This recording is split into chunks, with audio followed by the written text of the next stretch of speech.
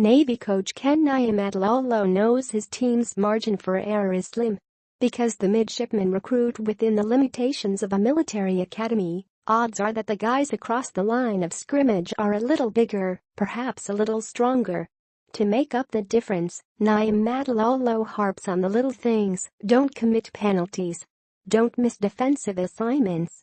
On Saturday, Navy, 5-2, 3-2 American Athletic Conference, made too many little mistakes, and number 20 Central Florida took advantage to notch a 31-21 victory as coach Scott Frost led the Red Hot Knights to the first 6-0 start in program history in front of a homecoming crowd of 35,277 at Navy Marine Corps Memorial Stadium.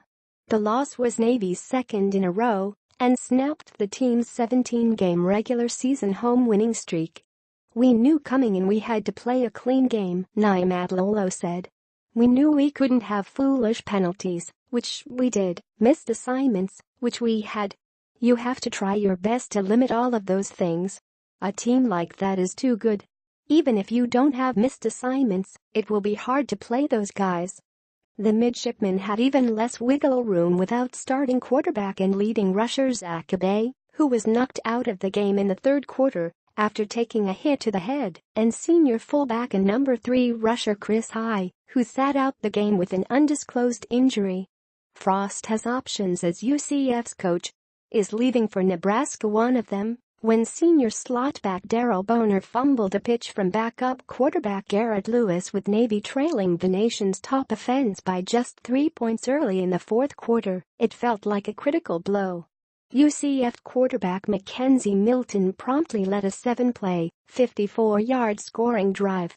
Otis Anderson provided the final margin when he sliced through a loose Navy defense for a 10-yard touchdown run with 3:30 remaining. They had the one-play drive right out the half that was like a 78-yard run. They had a long kick return to get in good field position, and at the end of the game, we had little gap assignment mishaps, senior linebacker Micah Thomas said. "They're a great team, but I do think we beat ourselves a little bit."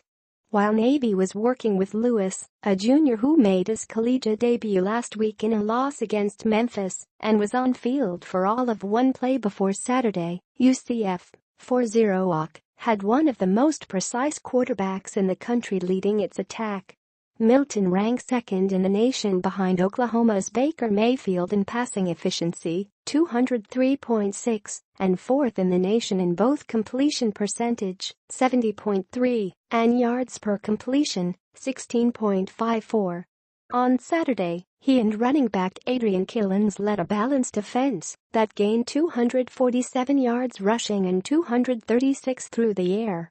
Milton completed 15 of 23 passes for 233 yards and 1 touchdown to balance his interception. Killens had 122 yards on 15 carries and ran for 2 touchdowns.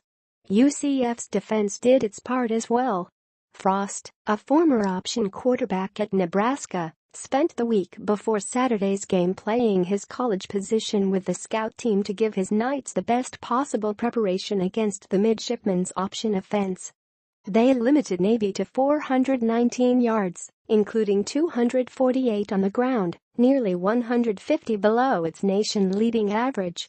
Lewis completed 3 of 9 pass attempts for 56 yards and an interception to go with 11 carries for 39 yards on the ground after coming in on little preparation. "Sometimes you're just dealt a hand," Lewis said. "It is what it is. I was prepared to come in. I really just wanted to come in and execute to the best of my ability, and I wanted the offense to do well." Abey extended his program record streak of 100-yard rushing games to 8 before he was forced out. He finished with 25 carries for a game-high 126 yards and a touchdown and completed 2 of 4 passes for 115 yards, a touchdown and an interception. The junior went down with just less than 10 minutes left in the third quarter after taking what looked like helmet-to-helmet contact on Navy's second drive of the half. He appeared shaken walking off the field, but returned and watched from the sideline for much of the fourth quarter. Sports Daily Newsletter. Sports news with a focus on DC area teams. Sign up. Niumatalolo said after the game that he was waiting on the team's medical staff to hear whether Abey has a concussion. Lewis had Navy clicking for a period after Abey set a slow but steady offensive pace against an aggressive UCF defense. Early in the fourth quarter, Lewis handed off to Anthony Gargiulo, the third-string fullback, for a 7-yard touchdown to cap a 10-play, 75-yard drive that included a 30-yard completion from Lewis to Boner. The Midshipmen were within 24-21.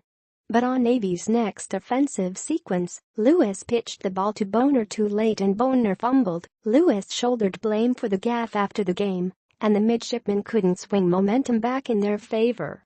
They head into a bye week before facing Temple in Philadelphia on November 2nd. "We tried to out-effort them.